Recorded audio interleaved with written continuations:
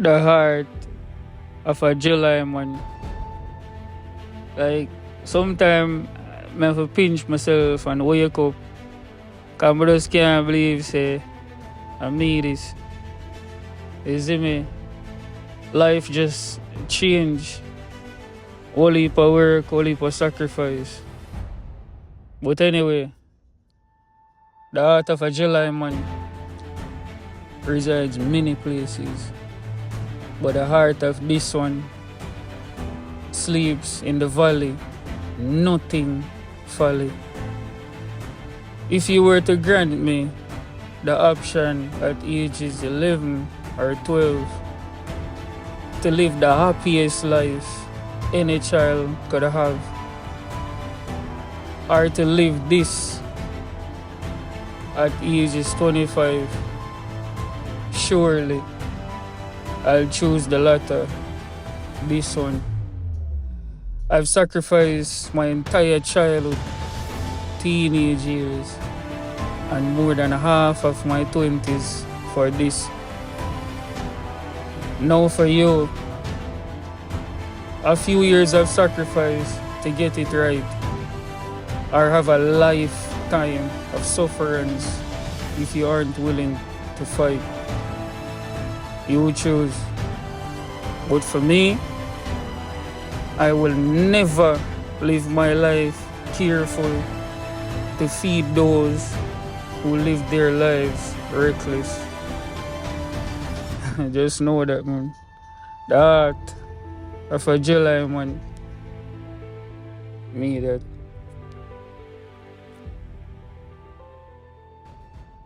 Wait. I'm not done. This is the Magna CARTA.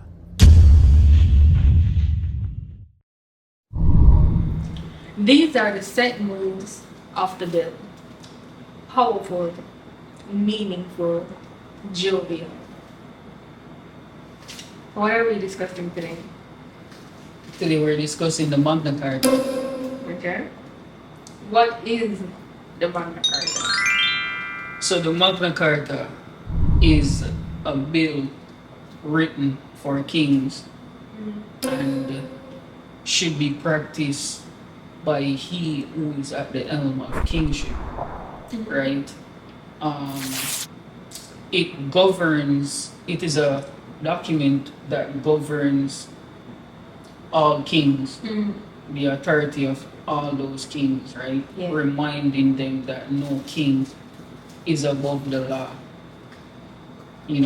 and this was spearheaded or written. The brainchild for this document is John Lackland and Stephen Langton, written in 1215 at River Thames. So when you hear Carter sing, say, River Thames and stuff like that, that was it. It's a noble place for this bill, and the bill is very prestigious. Okay. Why the Magna Carta? Why the Magna Carta? For me, is simply put,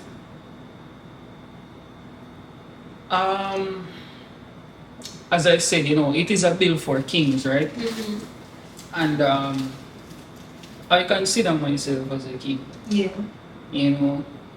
In a society, let me just say this, my way of thinking, my acumen, my shrewdness, my intelligence, I consider to be uncanny. Yeah. And in a no society where the word great or king is used loosely and spewed cheaply, I just want to inject a difference by teaching many out there that listen. This is something that you have to believe. It's something you have to expose. Yeah. Something that you have to wake up every single day and believe in it. Everything that you do, it doesn't matter if you are on a work site, if you are in the farm, whether you're taking a elderly person, taking care of elderly persons, if you're in a kitchen, and you see like I'm going to those jobs where most of those people, each and every day, they feel like they're less, and I don't want anybody to feel like you're less. Right, right. Anything that a doctor or a lawyer, a judge, any one of those professions can achieve, you can too. I understand like the income may be different, Right. but you have to look at your situation and understand that this is only for a matter of time. You can do that, you can go back to school, you can do whatever you need to do to upgrade your life and uplift yourself, So I always believe you're a queen, I always believe you're a king. But don't just say it because it can be said. Or don't just say it because you have the words and the speech ability to say it. Yeah. Because you have a lot of people who are speech impediment and they can't say stuff. Yeah. So it's easy to say yes, but it's a lot of hard work that goes behind it. So True. that's it. So how does the Magna Carta correlates to you? How the Magna Carta correlates to me, once more, um, it's a rule, a law for kings, And as I said, I believe that I'm a king. I get up every single day believing that, working towards being a better me. Yeah. And it is a system that keeps kings in check. And throughout my life, I have created a system of my own, which has aided me to be where I am today. To achieve everything that I have achieved. Yeah. But in truth, nothing tangible or physical that I have achieved isn't as great as what I've achieved on the inside. Because it is who I've become on the inside that has fostered in all the accoutrements, all the necessary stuff that I use and have attained in life. Yeah.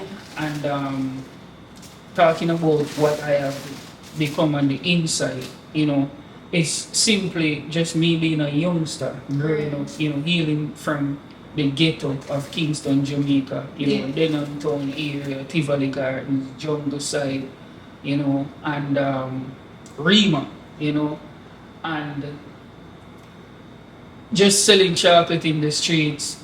And I used to see a lot of people just living lavish life. You approach them with some chocolate, whether at the airport, whether downtown or the stoplights across the towns of Kingston. And just to be motivated by all those individuals, but also for those who you dearest to their hearts, like those people who you will have a closer connection with. Like for example, Kirk, the barber.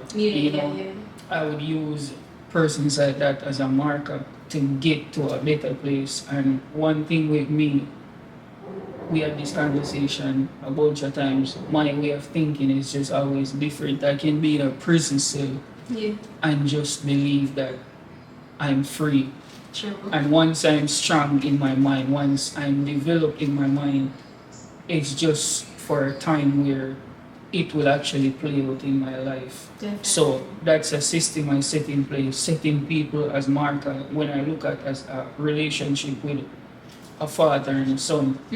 When I look at someone who is well off, though my situation may be degraded, I see it as a motivation to get to a better place and not as something to hold me back and for me to sob and cry True. all the days of my life thinking that I'm not enough. Right. Yeah. True. So you're a king and believe it. Yeah. Yeah.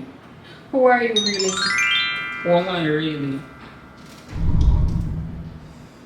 The voice for the voiceless, the sight for the sightless, Yeah. I am a visionary, a clairvoyant at that. I see a lot before it's time. Yeah. And if you're lucky enough to have a conversation with me, I will let you know what I'm seeing. And it's only for a matter of time for you to see that play out. You have to call me and say, "Yo, Gary, remember you tell me this?" Stuff like that's that. true.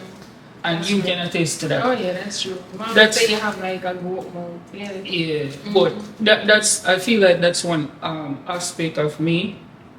Who am I really? Something it's a hard question, and it comes with like tedious thoughts. You know, for me to really think about it, it's rough because as I don't really talk about myself.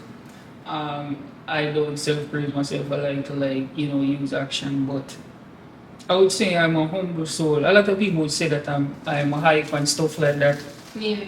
but I have a tough layer. To really get to know me is to sit and have a conversation with me. Definitely. You know, I'm very heartfelt. Shaneice said that I am her telling. Emotional gangster. She said I'm her emotional gangster. I'm always thinking about people. Yeah, because he Sometimes looks so rough on the outside when he's such a soft kid. Like he's just right? no, don't make anybody think so them kid. No, well not to other people, but Yeah. you know to me especially like Yeah. he's very, very soft. Yeah. And he's emotional, not just soft. He's soft for me, but why I call him that is because he's very emotional. You know, he thinks a lot, he feels a lot. It's hard for him to let go. Yeah. You know, because I can let go of something very easily, but he can't. So, you know. Yeah, I don't have the gift of letting go. So yeah, I mean, as time progress, anything that I don't discuss right now, I'm sure you guys will get it. You know, Yeah. I'm still writing me. I am still discovering myself. Yeah. So, what are you most grateful for at this stage or age of your life? What I'm most grateful for, honestly, is getting over my fear of the unknown. When I was younger, you know, people would always ask a troubling question, and I'm sure you can attest to this, and everybody, where do you see yourself in 5 years or 10 years? Or you're at school and the teachers, they'll say sometime, yeah, you guys gonna have fun now, but later on in life, you're gonna wish you get what these days because life is going to be stressful. And it just seemed like a deep, dark ocean to dive across or get across, being on that side. But by the grace of God, by the grace of God, and with the right mindset, and believing that it doesn't matter what seems tumultuous in front of you, whatever mountain, you have to believe and understand and have faith in God that you are wired with all the necessary tools and attributes to mount over anything that seems insurmountable. You know, so that was my greatest fear. And I have overcame that. I've overcame that. That's what I'm grateful for right now. And when I look back, I'm like, no, I'm 27. I can't believe that. But I've accomplished a lot in life. So much I've accomplished. And a lot of times people may see the clothes and the shoes and the jewelry and all of that, but they don't really know that we live our lives so careful that a moment that you see, you know, us taking some pictures and stuff like that, it's actually, so I can't really say, I said this today, I can't say, you know, a lot of people would say don't watch the eye. I can't say that, and this is captionable, right? You don't watch the break from the grind. This is not this is just a break from the grind, literally. You know, we live our lives very careful because every move is basically calculated. Every move is calculated. We'll only come out 1 week, 2 week, 3 week, 4 weeks, or 5 week in a year. And play. And for the rest of the year, we're locked in, working and stuff like that, and a better future. So. True. What will you be remembered for? What will I be remembered for? Great question. what I will be remembered for, um, this may be harsh to the public, but I feel like no one, or most people, and when I say most, I mean like probably 99.5% of the persons who know me or know of me, I would be a better way to say know of me. They did not see any like none of this coming. Yeah. You know, so what I feel like I will be remembered for is always being that shocker to the public. It's like an artist that Japa, they release a song and the concept, the flow, the musical editing, the mixing, the master. It's like you're just mind blown.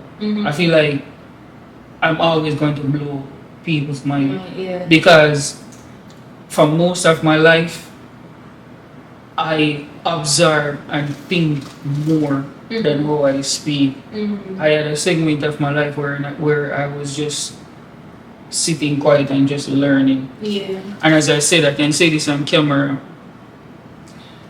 I grew up in a Christian home, right, with my mother and my siblings. And my mother and siblings can attest to this because mommy always talk about this. When we have devotion every morning, right, my sister and brother would be the ones who would be reading the Bible, and for years they didn't know that I could read. That's very good. Yeah, because every morning I would just like skip. I wouldn't talk at that time, you know. And another instance now was when I was like, you know, going to school late. Like school would have to be school would be in session like let's say 7:45, 7:50, and I would turn up like 8:13. You know, because of situations I had to sell the night before. Or not all the time. It's about that. You know, we take the bus and stuff. I'm not going to blame anything else, but I not blame myself. You know, we young and want to take the bus and enjoy ourselves, but my father was called to school. I didn't want my mother to go because she was too strict. So I told my father to come by, you know, and daddy came and the principal was like, you know how smart your son is? And he gave me the Star. This is the Jamaican newspaper, daily paper, to read in front of my father. And daddy, like, that was one time I literally saw my father cry. Wow. Like, real tears. And because he didn't know that I could read. That's crazy. You know? So, I just like, that's just what I'm saying. I just sit quiet and observe a lot. You know, I think that's why I live more in my head than when I live out in the world. So, my moves will come as a shocker to people because I just don't show my hand. It's like playing a game, you're not gonna know my hand. I'm not going to show it, but trust me. As I said, my way of thinking, my acumen level and shrewdness is something that is uncanny, unearthly. So it's just time for me to release my hand, release those moves, and you will understand who I really am. That ranking. Right? Why? Right. What are your habits and how will they impact your future? Okay, my habits. So visioning stuff, right? It's a habit. Is it a habit? I would consider it a habit in the moment right now, but it's a gift. My way of thinking, and I'm gonna expose more upon my way of thinking. Training, you know, track and field. I love that. I love listening to music, writing. Right. So let me group my way of thinking with writing and expound upon this right now. when I just started talking to Shaneice, right? Mm-hmm. Because I am a rational thinker, not an irrational one, Right. right? We came under hellfire because I was always like, it's like, where we are now Yeah. on vacation. Yeah. Remember what I told you the other day, how we should explain this place to people. Mm-hmm. The diamond in the rough. Yeah, definitely. This is it. Our relationship, or the both of us when we just started, how I can explain that is literally the diamond beside the rough. Mm. Why is that? Because Shaneice was always the one that was like shining in school, singing and everything, and I was just like so rough. And the teachers, the teachers and staff, most of them I can say, and the entire student body know this. They did not think that we match each other, Yeah. right? But I guess they skipped in electrical class because a positive and a negative Right, I try. bears light. Yeah. You see me? So the thing is, I'm not even gonna lie. Mm-hmm. I used to always turn up at class late. I always sing with my friends. I always doing crazy stuff. You see me? But when I saw Shaneice and stuff like that, we started talking. I found out she liked me. She realized that I liked her too, and we just, we're gonna explain that some other time. But Yeah. this was a moment in time that really changed my life. And as I said, I grew up in the writing as one of my habits and what will impact my life and my way of thinking, right? Yeah. Those are the two that I want to highlight from that. So, in my English class, right, my ninth grade English teacher, I'm gonna call you out, Miss Davis. Yeah. You see me? I'm gonna love Miss Davis so much, right? This is it. I used to give so much trouble in Miss Davis' class that she was just sick of me. Yeah. But I remember this day, Shaneice and I, we were walking. I think it was from the art class, and she came out the ninth grade block, and she saw the both of us walking, and she's like, Suckoo, because that's Shaneice's name. If you guys don't know, Right. she's like, Suckoo, what are you doing with this cruff? And I'm like, yo, Yeah. this crazy. That was the turning point in my life. And again, my way of thinking. I did not think about that situation as like a belittlement in like situation. I thought very rational about it, and I'm like, you know what? I have to look myself in the mirror and make a change, because when I was at my previous school where I just explained, my father came to the principal and stuff. I was like brilliant, just doing great stuff. It was just You were valedictorian. valedictorian, all of that. Being on the music band, everything, the track and field, team and everything like that. But when Miss Davis said that to me, I said, you know what, I have to make a drastic change in my life. Yeah. And when I did, she was one of the first teachers that really came around, and I realized that she didn't hate me. Yeah. She didn't hate me. She just disliked my ways so bad. Yeah. And I appreciate that she said that at that time, because that was the thing that did something for me. Yeah.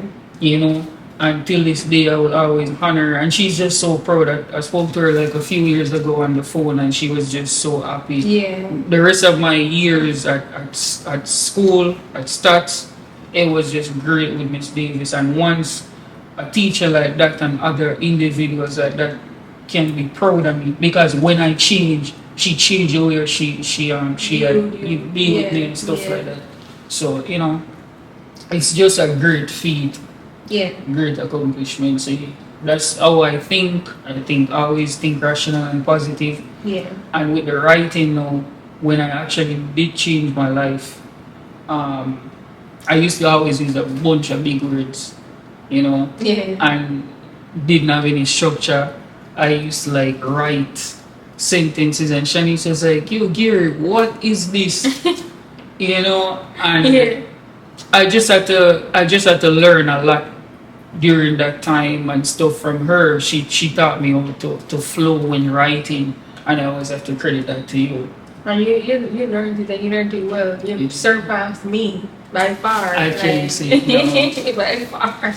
So okay. Thank you for that. So what was or is the biggest misconception you had about yourself that when you were enlightened about it was just life changing for you?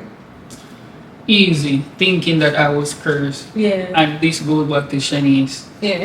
I remember with CXC preparation, because I am the first in my family to do a lot of stuff. You know, I'm quintessential of a lot. You know, a lot of avenues and stuff like that. Yeah. Um, none of my, you know, family members or siblings I'd taken subjects before. So I just always feel as if because I'm the last child, you know, it's never ever going to happen. And I did took my subjects and I failed. And that was the proving point to me. It was two things were proven at that time. Yeah. It was a proving point to me that yo, my curse. Yeah. We can't amount to nothing at all in our life, isn't it? And it was being said. It was being said in the family. It was being said So that we were cursed. you guys were cursed, and you just took it upon yourself and just believed in that. Yeah, and then when that happened, you just like, well, that's true. Yeah, and Shaneice got mad. Shaneice is like, what do you mean you curse? You're not curse. You just need to study, work harder. I mean, I say, yo, Jen, she need myself. Because that's the thing, you know, like, I always respect her so much. Yeah. Even till this day, you know, I have something special for you coming though. Even till this day, I always respect her, literally. Like, when you see us on the internet, when you see us, like, physically, I always respect her. Because it doesn't matter how, you know, it came off and stuff like that. Yeah. I realized after that time that it made, you know, it made sense for me to believe in what you're saying, that I needed to work hard, and she was telling the truth. I did, however, pass my CSEC exam, but at that time I was overseas and I really wanted to be in Jamaica. Yeah. To just smile and let everybody know who knew when I feel that I actually did pass my subjects. Yeah. You know, but I till this day, you know, we've been overseas and stuff like that, but it's in the past. What I appreciate and honor a lot out of that process is trusting you and being a changed person because of it, and not believing that.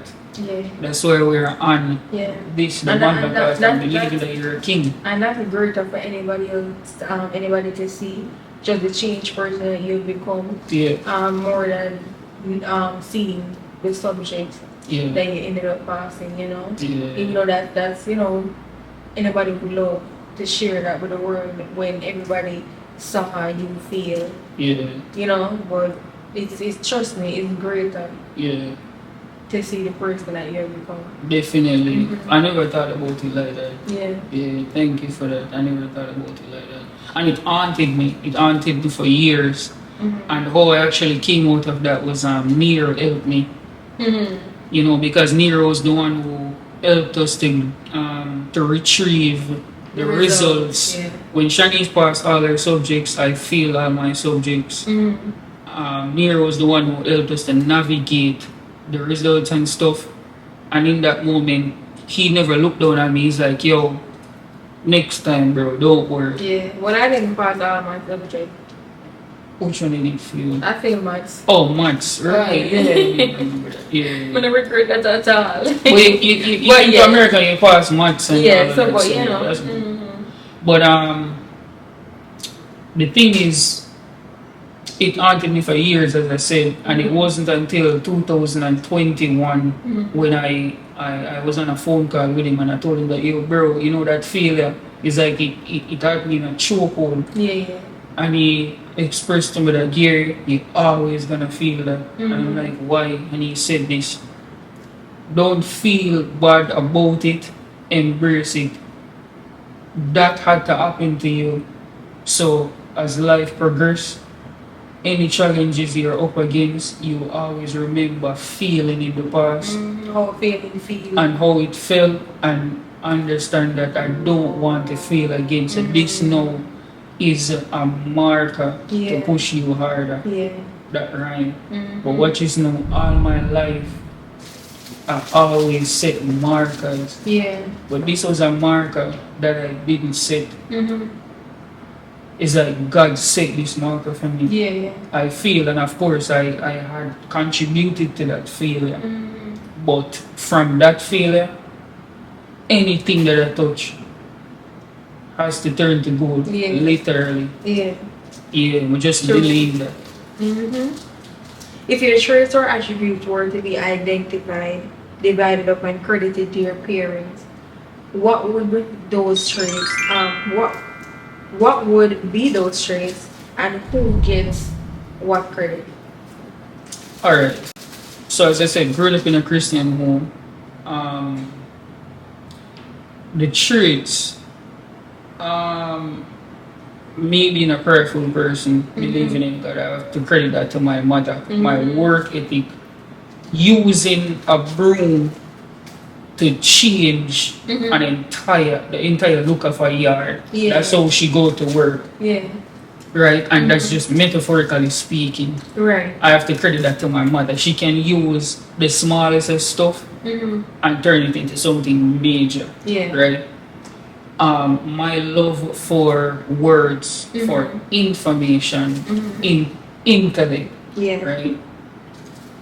Reading and history, anything that has to do with Like learning. educational base, I have to dedicate that to my father Okay. and his wittiness to survive as well.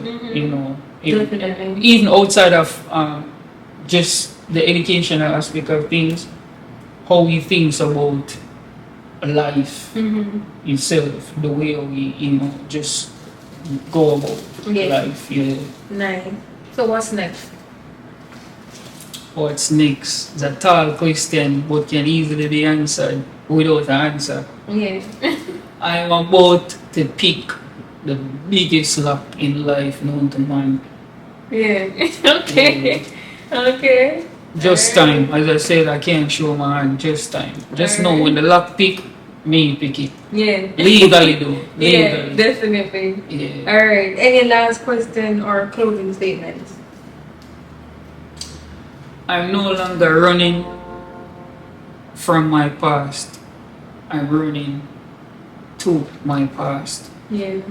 Yeah. And that's crazy. That's crazy because And let me say I this. automatically thought you were gonna say running towards your future. Yeah. Yeah. And let me say this. It's neither ominous or impetus. It's a system and a full circle act of me. So it's nothing ill, Yeah. nothing weird. Yeah. It's a full circle thing for me. Nice. And as time progresses again, I won't show my hand too early. You guys will see. Just time. Yeah. All right. So I have two bonus questions for you, right? What are some fun facts about yourself? Fun fact. I've never smoked in my life, ever. Yeah.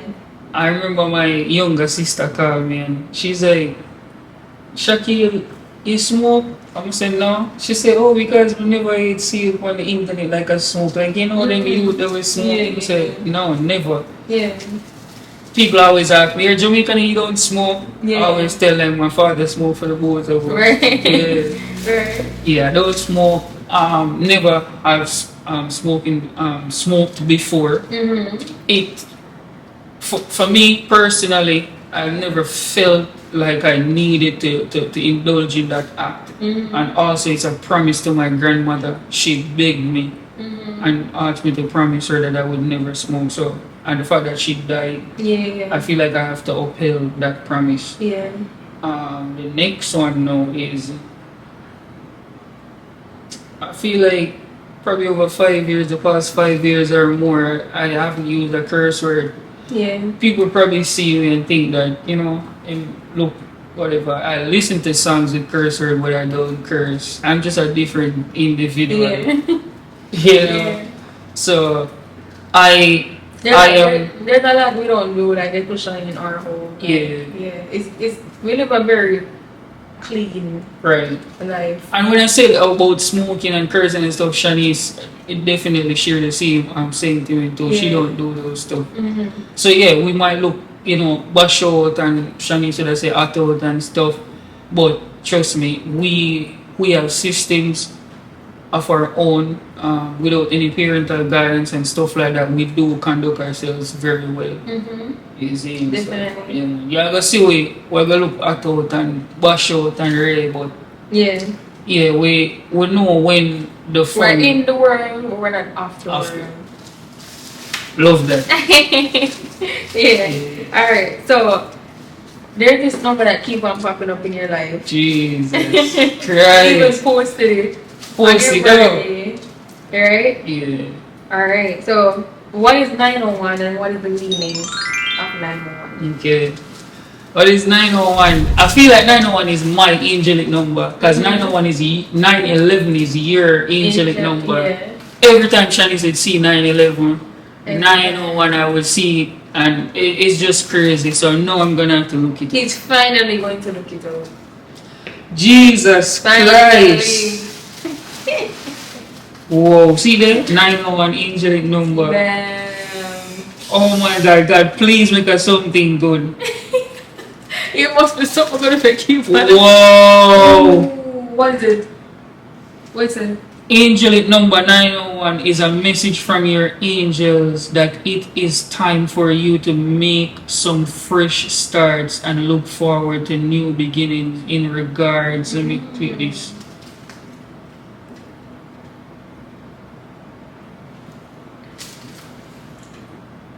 You see? Hold on. So it's breaking it down, right? Yeah. Alright. It's breaking it down. So 901 brings together the energies of number 9, the influences of number 0, and the attributes of number 1. Number 9 is the number of light working and service to humanity, philanthropy, and benevolence. That's my father's favorite word. He said it in every message. Right? And benevolence, duty, and calling. Yeah. Leading by positive example, sensitivity, and strength of character, non-conformity, and idealism. Number 9 also relates to the universal spiritual laws and endings and conclusion.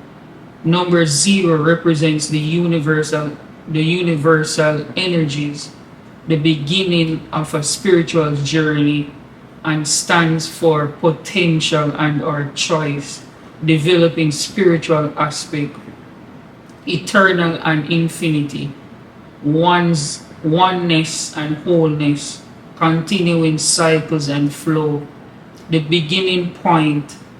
Number 0 powerfully amplifies the energies of the numbers it appears with. Number 1 relates to creation and new beginnings, progress, inspiration and intuition, striving forward, uniqueness and individuality, motivation and progress, creating our own realities and stepping out of our comfort zone. 901, angelic number 901 is a message from your angels that it is time for you to make some fresh starts and look forward to new beginnings in regards to the direction of your life and your lifestyle choices. Your prayers are being answered and you have manifested all that you need in your life. Your true spirituality is coming to the fore, and the angel and universal energies are supporting and guiding you along your life path. 901 tells you to keep your mindset positive and optimistic and your thoughts filled with love and light. It implies that you may be facing some endings and conclusion that will change aspects of your life, but remain positive as wonderful new opportunities will present themselves in quick time. Wow. Wow. Wow. That's amazing. And don't worry guys, we're replacing all that universe thing with God. Yeah. Because we believe in a God, we don't believe in the universe. And let me say this last one. It says angel number 901 reminds you that you contribute to the creation of all of the conditions and situations in your life with your thoughts, beliefs, and feelings. Whoa, that's literally me. That's you. The thoughts. That's how you feel a lot with the tradition that The thoughts you think create your inner and outer worlds, and you have a power or energy within you that you are able to use positively or negatively. You can use this energy or power to choose to create changes in your life that brings you more joy and self-empowerment. Choose to create the best and highest good for yourself and your life, and shed a positive light on all in your life and beyond. Yeah. Number 901. That's literally my number. Whoa. That's good. Whoa. I'm going to be meditating upon this for a while. New beginning. Yeah. And I remember I just said it's so crazy. This is fresh in the video. I just said I'm about to pick the biggest one. Because I just feel like within myself something massive is about to happen. Wow. And what he said about feelings, the thoughts, the things that you think feel, and feel, yeah, is literally impact, change. So just follow the sign. Yeah. Oh, 901. Thank you, Jesus, and nothing but. Oh. Yep. So that's it, the Magna Carta of 1215. Read it, meditate upon it, embrace it, understand. You're a queen, you're a king. You see me? Look up the angelic number. If you ever see any number just popping up randomly out of nowhere, continuously hook it up and on to the next, till next time. Peace, love, forever. Bye-bye.